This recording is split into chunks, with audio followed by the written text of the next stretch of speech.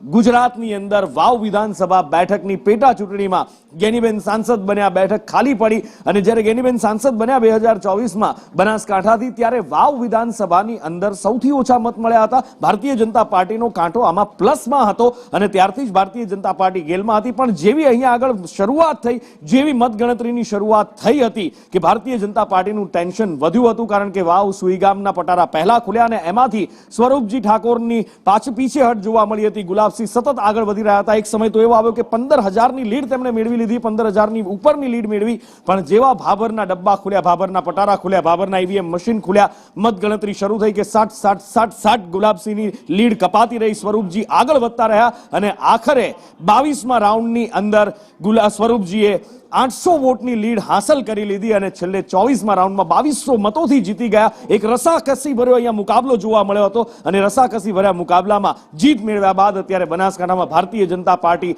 જશ્ન મનાવી રહી છે. લોકોના અભિવાદન ઝીલી રહ્યા છો, આ જીતને તમે કઈ રીતે જોઈ રહ્યા છો? આ જીત અઢારે આલમની જીત છે, અમારા ભારતીય જનતા પાર્ટીના પરિવારની જીત છે. આ 100% આ અઢારે આલમે નિશ્ચિત કર્યો હતો કે આ વખતે કમળ ખીલાવવું છે, એટલે 100% કમળ ખીલ્યું છે.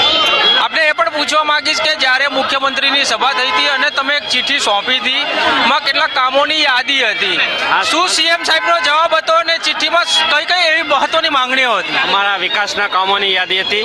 મને સંપૂર્ણ વિશ્વાસ હતો અઢારે આલમ ઉપર કે આ વખતે અઢારે આલમ બહુ જંગી મતોથી જે જીત મેળવશે, એટલે મને વિશ્વાસ હતો. એ વિશ્વાસને લઈ અને અમારા મુખ્યમંત્રી સાહેબને મેં ચિઠ્ઠી આપી હતી વિકાસના કામોની. મુખ્યમંત્રી સાહેબે શું જવાબ આપ્યો હતો તમને? ત્યારે મુખ્યમંત્રી સાહેબે કીધું કે 100% આપણા જે 7 વર્ષમાં કામો નથી ત્યાં 3 વર્ષમાં પૂરા કરશું. માવજીભાઈની જે ઈચ્છા હતી તે પૂર્ણ નથી થઈ.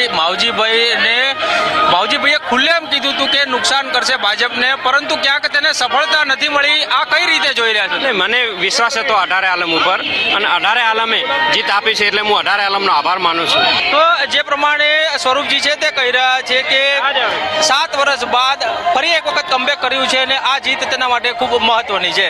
કેમેરામેન ચેતન પરમાર સાથે કશ્યપ જોશી, સંદેશ ન્યૂઝ, પાલનપુર. લોકોનો ચુકાદો છે, 1500 વોટ જેટલો ડિફરન્ટ રહ્યો છે અને જ્યાં અમારે ક્યાંક ખામી રહી ગઈ છે આયોજનની અંદર, મતદાન કરાવવાની અંદર, વાવ વિધાનસભાના અને કોંગ્રેસના કાર્યકરોનો, મતદારોનો હૃદયપૂર્વક આભાર માનીએ છીએ કે એમણે ખૂબ વોટ જે આપવાના હતા એમને આપ્યા છે.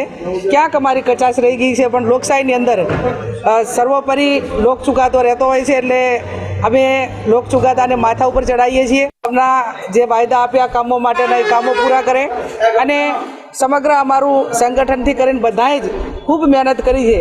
આ જે ધારણા કરતાં થોડાક જ ઓછા પહેલાંથી કરીને અમે ક્યાંક રહી ગયા છીએ, પણ એ આવનાર સમયની અંદર જે કાંઈ નાના મોટા એનું એનાલિસિસ કરીને જે એમાં ક્ષતિઓ રહી ગઈ છે એ આવનાર સમયમાં ન રહે એના માટેના અમે પ્રયત્નો કરીશું.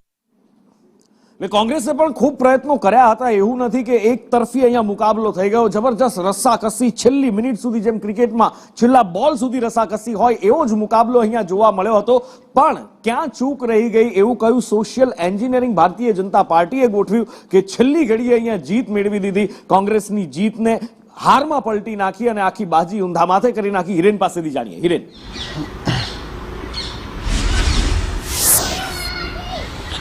તો સ્વાભાવિક રીતે આ બંને પક્ષે એટલે કે ભાજપ અને કોંગ્રેસ બંને માટે વર્ચસ્વની લડાઈ હતી અને વર્ચસ્વની લડાઈમાં કોનો વટ પડશે તે આખરે ભારતીય જનતા પાર્ટીએ પોતાનો વટ અહીંયા જાળવી રાખ્યો છે. સ્વાભાવિક રીતે બનાસકાંઠા એક એવો જિલ્લો છે કે જેની અંદર રાજનીતિમાં સૌથી વધુ પાવરદાર લોકો છે, કારણ કે વધારે લોકોને ખબર છે કે મારે ક્યાં જવું છે, કેવી રીતે જવું છે અને કયા સમાજને મત આપવા છે. સામાજિક લડાઈ પણ આ જિલ્લાની અંદર સૌથી વધારે છે. ઠાકોર વર્સિસ ચૌધરી હોય કે રજપૂત વર્સિસ ચૌધરી હોય, એના કારણો પણ અહીંયા જોવા મળ્યા છે અને એટલા જ કારણે જો આજનું મતગણતરીનું ચિત્ર એક બાદ એક જોઈએ તો શરૂઆતનો સમય હતો એ વાવ અને સુઈગામનો હતો અને વાવ અને સુઈગામ વિસ્તાર છે એમાં ઠાકોર સમાજના મતો છે, સાથે રજપૂત સમાજના પણ મતો છે અને રજપૂત સમાજ જે છે એ સ્વાભાવિક રીતે ચૌધરી સમાજની સાથે નથી રહેતો હતો અને એટલા જ માટે આ બેઠક ઉપરથી ક્યાંક માવજીભાઈને થોડા ઘણા મત મળ્યા છે. તો કોંગ્રેસને વધુ મત આ વિસ્તાર તરફ, કારણ કે ગુલાબસિંહનું પૈતૃક ગામ પણ આ વાવ વિસ્તારની અંદર આવેલું છે, એટલા જ માટે સુઈગામની આસપાસનો વિસ્તાર છે ત્યાંથી કોંગ્રેસને મત મળ્યા છે. પરંતુ ભાભર જેવું શરૂ થાય કે જે ચૌધરી સમાજનો મોટો પટ્ટો આ વિસ્તારની અંદર આવેલો છે, ચૌધરી સમાજનું વર્ચસ્વ છે, ભલે અપક્ષ ઉમેદવાર માવજી ચૌધરી છે, પરંતુ છેલ્લા 2 દિવસનો જે ઘટનાક્રમ છે કે જ્યારે વિધાનસભા અધ્યક્ષ શંકર ચૌધરી ખુલીને સામે આવ્યા તેમના પર થયેલા આક્ષેપો પછી, અને એ છેલ્લા 2 દિવસની રણનીતિ હતી, અને રણનીતિના ભાગરૂપે કદાચ ભાભર જે છે એ ભાજપ માટે છેલ્લી ઘડીએ છેલ્લા 2 રાઉન્ડ એટલે કે 21 અને 22 અને 23મો રાઉન્ડ છે એ જીત માટે અહીંયા મહત્વનો સાબિત થયો છે. અને એ રાઉન્ડ છે એ માત્ર ને માત્ર ભાભરના ચૌધરી સમાજ વત્તા ઇતર સમાજના જે મતો છે એ મતો પણ ભારતીય જનતા પાર્ટી પાસે આવ્યા. એનું કારણ છે કે અહીંયા જીત થઈ છે. આ ઉપરાંત માવજી પટેલની વાત કરીએ તો માવજી પટેલને જે ચૌધરી સમાજના 40,000 જેટલા મતોની અપેક્ષા હતી કે ચૌધરી સમાજ એક થઈ જશે, પરંતુ એના બદલે મારવાડી ચૌધરી છે તે અલગ રહ્યા, અને જે દેશી ચૌધરી છે કે ગુજરાતી ચૌધરી છે એ અલગ રહ્યા, અને એટલા જ માટે માત્ર 27,000 મત પૂરતા માવજી પટેલ છે તે મર્યાદિત રહ્યા છે. અપક્ષ ઉમેદવાર ભારતીય જનતા પાર્ટીના સમર્થનમાં જે એસસી ઉમેદવાર હતા એ ઉમેદવાર પણ મત લઈ ગયા છે, કારણ કે જો એસસી લોકો ભાજપને મત નથી આપતા તો પોતાના સમાજના વ્યક્તિને મત આપે છે, અને આ સોશિયલ એન્જિનિયરિંગના કારણે ઓછા મતે પણ ભારતીય જનતા પાર્ટીની અહીંયા જીત થઈ છે. બિલકુલ, એક સોશિયલ એન્જિનિયરિંગ અને લાગણીસભર મુદ્દાઓ ઉપર જ આખું ઇલેક્શન રમાયું છે, કારણ કે અહીંયા જનતાના મુદ્દાની ક્યાંય વાત આપણે પ્રચાર દરમિયાન થતી જોઈ નથી. પાઘડી આવી છે, મામેરું આવ્યું છે, ઓઢમણું આવ્યું છે, શું નથી આવ્યું, અહીંયા સવાલ એ છે. અને સૌથી વધારે ઠાકોર મતદારો અહીંયા આગળ છે, અને ભારતીય જનતા પાર્ટીએ છેલ્લી ઘડીએ માસ્ટર સ્ટ્રોક માર્યો હતો. મનીષ મારી સાથે છે. મનીષ, આખરે એવા તો શું સમીકરણો અહીંયા વાવ વિધાનસભાની પેટા ચૂંટણીમાં થયા કે ગુલાબ ખીલતું ખીલતું કરમાઈ ગયું અને કમળ કરમાતું કરમાતું ખીલી ગયું, અને જે ફટકાબાજી કરવાની વાત કરતા હતા માવજીબા અત્યારે શોધે જડતા નથી? બિલકુલ, માવજીબાની તો ખૂબ ચર્ચાઓ થઈ આ વખતની વિધાનસભાની આ ચૂંટણીમાં, પરંતુ નુપુર એક 2-3 મુદ્દાઓ એવા મહત્વપૂર્ણ રહ્યા કે જેના કારણે આખી બાજી પલટાઈ. એવું મારું વ્યક્તિગત વિશ્લેષણ એવું કહે છે કે એમાં સૌથી પહેલું ફેક્ટર રહ્યું કે ગેનીબેનનું એ નિવેદન કે જેમાં એમણે એમ કહ્યું હતું કે આ વાવનું ખેતર ગુલાબસિંહે અડાણું આપ્યું છે. અડાણું મતલબ લખીને આપ્યું છે થોડા ટાઈમ માટે, એમના માટે પરમેનન્ટ નથી. એક સેન્ટિમેન્ટ એવું પણ બન્યું કે કોંગ્રેસમાં જે છેલ્લી ઘડીએ એક સાથે 3 દાવેદારો પાસે ફોર્મ ભરાવવામાં આવ્યા, અને એમાંથી રબારી સમાજના ઠાકરસિંહ રબારીને નારાજ કરવામાં આવ્યા. એની સાથે સાથે એક માલધારી વર્ગ એનાથી નારાજ થયો. બીજી બાજુ ભારતીય જનતા પાર્ટીએ કાઉન્ટર કરવા માટે શંકર ચૌધરીની આગેવાનીમાં બાબુભાઈ દેસાઈ જે રાજ્યસભાના સાંસદ છે એમની સાથે રહીને એક ભારતીય જનતા પાર્ટીએ સ્નેહ મિલનનો મોટો કાર્યક્રમ રાખ્યો નુપુર, અને એમાં માલધારી સમાજના વોટ એકડે એક કરવા માટે ગોવાભાઈ દેસાઈ જે એપીએમસી માર્કેટના ચેરમેન છે ડીસામાં, એ તમામ લોકોને સાથે રાખીને એક માલધારી વર્ગ ફિક્સ કર્યો. બીજી બાજુ ભાજપે જોયું કે નાના વર્ગો જે નાના સમાજો છે એમને કેવી રીતે સેંધ પાડવો, અને એવી રીતે આખી એક મેથેમેટિક્સ તૈયાર કર્યું, એક સોશિયલ એન્જિનિયરિંગ તૈયાર કરી કે જેના કારણે ઠાકોર મતો પણ જો કોઈ સેન્ટિમેન્ટ સાથે બહેન વાળો જે ભાવ છે એ સાથે જો કોંગ્રેસ સાથે જતા રહે તો નુકસાન ન થાય. બીજું ભાજપે એમાંથી સૌથી મોટું ફેક્ટર એ શોધ્યું કે માવજી કાકા કેટલું નુકસાન કરી શકે.